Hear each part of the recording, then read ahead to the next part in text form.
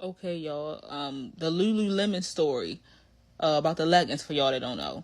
And it's crazy how I didn't know this because I'm from Baltimore and this happened in the Bethesda, Maryland location. That's crazy, right? But it happened March 2011. So basically, this girl works at a Lululemon store, and her coworker, they closing, and it's routine for them to do bag checks at the end of the night. She checks her bag, and she has the leggings in there, stolen leggings. So they leave the store.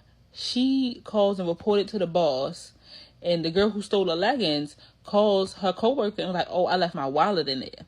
She did that just to lure her back into the store because she had a plan apparently.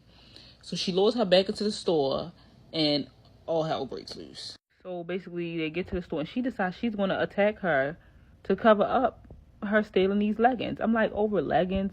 I ain't gonna hold you. Like, first of all, I went and looked them up. Why? Can somebody explain to me in the meantime why these leggings was like 88, 119, $148? What they made out of or something? Anyway, mind you, it's an Apple store next door. So the Apple employee tells the police that they heard the commotion. Said they heard all this commotion, and then they heard somebody say, "Please don't do this. Like, talk to me. Tell me, like, what's going on." And then they heard a bunch of shuffling and screaming and shouting. And then they later on heard a voice saying, "God, please help me, help me." And they said that they didn't call the police because they thought it was just drama.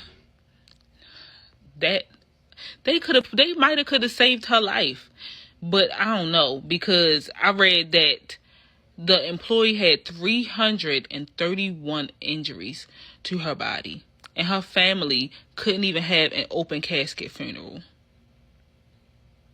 over some leggings.